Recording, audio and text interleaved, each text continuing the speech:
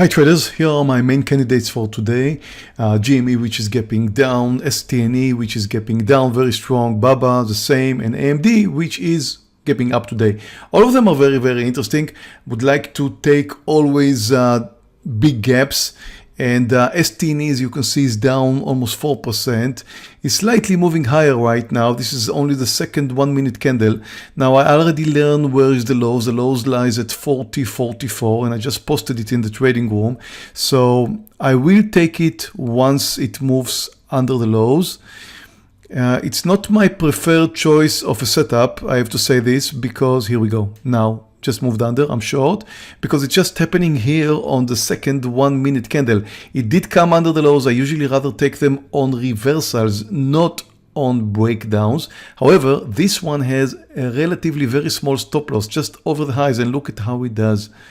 The highs is 40.70. I was risking 30 cents, and it just moved down by 20 cents approximately. I need another 10 cents. So somewhere at 40.10 will be my target. Here we go. At my target.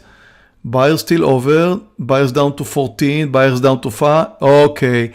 Now, just reached my target. What a perfect trade. Now, I'm taking my partial right over here. Took my partial right over here because I'm very concerned that it's not going to come down easily under $40. So although it came down with a huge momentum, and I love the way that it came down, the way it came down, I still prefer to have my partial because it's very likely to pull back because of the whole number. A lot of buyers at whole numbers always. Play looks great. The stock is up 3.5%, and if it's going to move over 52.50, I want to go long. Now, it's the same kind of trades you usually see me take. I'm getting ready to go long over 50. Here we go. Now, buyers just started buying over 50. I'm long 4,000 shares. A relatively very small stop loss. 30 cents stop loss, just under 20, maybe even 25 cents. So my target should be at around 75, 80 something. And again, that's a stock that started up today with a very big gap up and then came down. You want to see, here we go. What a nice spike. Almost at my target, actually reached my target, but it's a bit spready now. I can't sell. Well, it looks like I may have to wait a bit longer, but it looks great. STNE, I'm about to add. It just spiked up a bit. And again, it looks great. Look at the 40 numbers, the 40 whole number, the way it stopped there. It really just stopped there and pulled back up. So it remains the low of the day. Okay, I'm getting ready to short it. Once more. And again, the stock is trending lower. It's down 4%. I think this should be the right point somewhere around here.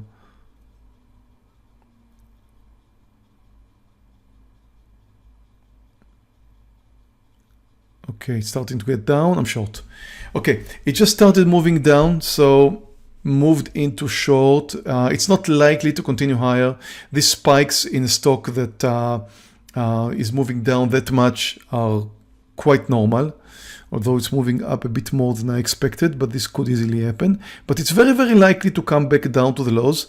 So I'm hoping to see a reversal right here. And I think I have the first sign. Look at this doji over here. It looks like we just may come under right now. So again, the stock is trending lower. I had my first great trade earlier, and now I'm looking for another reversal, another leg down, and it looks like I'm getting it now. It's at my target again. Look at the 40 number, at the 40 whole number, and under, finally went through. Okay, getting ready for my partial, watching the sellers here, right now at 80 now. They pulled back up like 3 cents and I took my partial. So that's my second trade in STNE. What a lovely continuation. My second trade, the stock is trending lower, found 2 entry points. LYFT started with a huge gap up today. Not a huge, with a gap up. And people are following this one. It was recently an IPO. I'm getting ready to go long over $70. It's just about to go long over 70. Watch the sellers at 70. I'm buying now. Well, I thought it will go through. It did not, but it still looks fine. LYFT did great. Moved over 70. Look at the breakout over 70. And again, that's a stock that everybody is watching. A recent IPO, big company, and stock started with a gap up, closed the gap, which is great. I'm getting ready for my partial. Just tried to sell the wrong number now. Okay, took my partial. The stock again started with a big gap up, came down, closed the gap, reversed where it should have reversed. A lot of people are watching it. Good trade. Roku is trending lower, and I think it should continue trending lower. So I'm getting ready to short it under 69.50.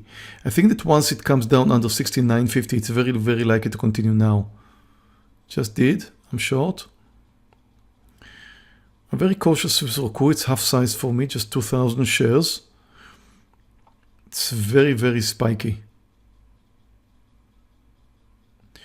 GME is down almost 7%, and I was looking for an entry point, and I think I have it under 940 for short. It's getting close. Watch the buyers here at 941, sellers at 42. It's going to come down now. Okay, I'm short 4,000 shares. I'm not sure about, certainly it's trending higher. It does not look great for a short, but I have a great risk reward ratio. Stop over the highs. Roku is not looking good. I want to move out over 70. The technical stop point is a bit higher, but okay, I'm out now. Actually did not move over 70. Maybe that was a mistake. Well, I'm out of Roku. I have a loser in Roku. It's very volatile. Play is finally making up its way again. I don't want to take any risk. It's back to my target price here. I missed the first one a little bit earlier. If it's going to bounce back a little, I'm going to take my partial, and it does now. Okay, I'm just going to make sure I'm on the green side here. I don't trust it. It tried to move higher earlier. It looked fine, but then it bounced. I don't know what's coming next. I'm out. GME is going the wrong way. I have a hard stop over 950. And if it's going to move over 950, watch the sellers at 950 here. I'm going to be out. GME, no. Okay, hard stop activated. Well, I was originally risking 20 cents, but I thought that if it's going to change its direction here over 950, it's very, very likely to move over the high. So anticipate a move over the highs. There's no reason to hold for another 10 cents. WDC. I was just asking the trading room whether I should take this one for the short side. And actually, why didn't I take the short? Look at this beautiful head and shoulder formation here and the nice move underneath. So the answer is very, very simple. The stock is up 4%. You don't short a stock that is up 4%. I agree. This is a beautiful head and shoulder formation, but it's a head and shoulder formation in a stock that is up today by 4%. So do people like it or hate it today? That's the question you need to ask yourself always. And the answer is very, very clear. People love it today and they look for a chance to go long. Whatever chance they find to go long, they will go long. So will I. Because the stock is up 4%, people love it. It's being traded with huge volume. So the only direction you need to take it is long, not short, although it has this fantastic head and shoulder formation. Now, the thing is, if you will keep on trading stocks that have fantastic head and shoulder formations but up 4%, expecting them to break down, your chance to succeed is maybe 30%. So the next 100 trades, yes, you'll have 30 trades that looks so good like this one. And yes, it did come down 40 cents. You could have had a fantastic trade right here, right now. But I promise you, you will be losing 60 out of 100 trades, or maybe even 70 out of 100 trades. So that's not a good idea to trade stocks like WDC for the short styles when they're up 4%. So the only direction I'm interested in is going long. Earlier, I posted this stock for long over 53, I believe it was 53.10. I'll take a look in a few seconds there. And I decided not to go long. And the reason I decided not to go long is because of market direction. Because the market at that point started coming down. So right now, I'm getting ready for long over 52.50 because the market did come down, did take WDC with it. And now, if WDC is going to move over 52.50, once the market is pulling back up, and again, the market is only up 0.4%, but the WDC is up 4%, and that means that everybody is going to jump on this ship once it starts moving north over $52.50. And that's the point I would love to buy it again. And I also have great risk reward ratio here, maybe 25 cents stop loss if it moves over 52.50. And here it comes. About to move over 52.50, and I'm gonna take it long real soon. Here we go, getting close. Now I'm long. I'm long just over 52.50, and now I have the support of the market. The market's coming up again. So always trade with market direction, always.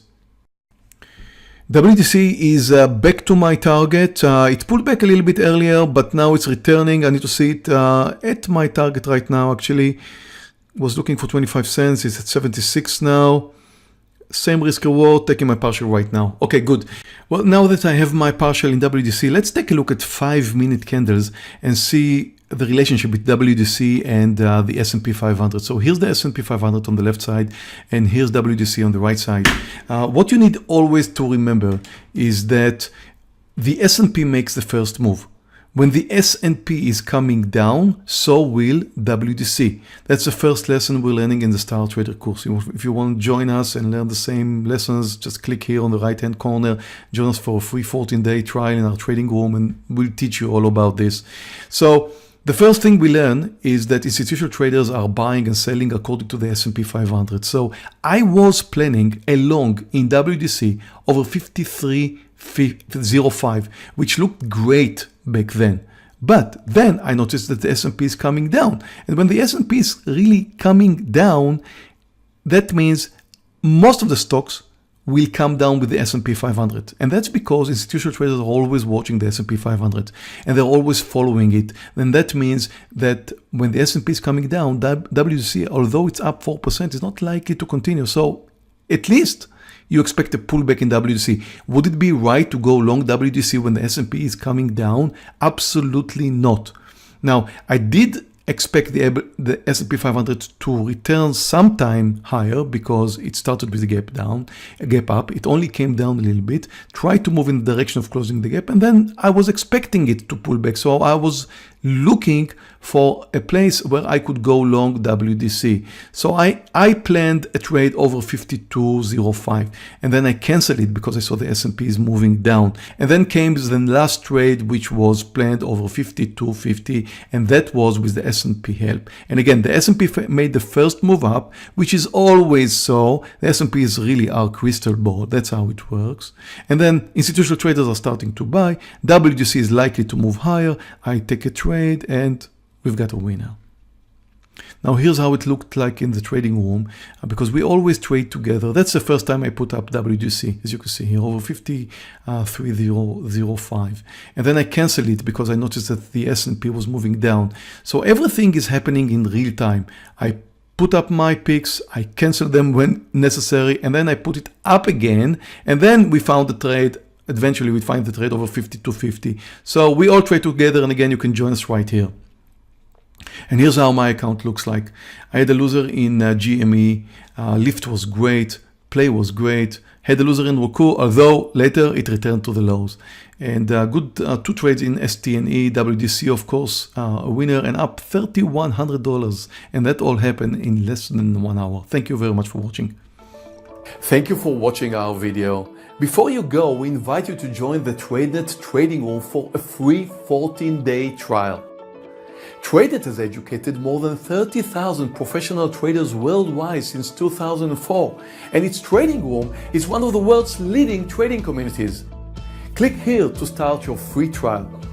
If you like this video, please subscribe to our YouTube channel where you can view many more stock trading videos. Questions or comments, please submit them below.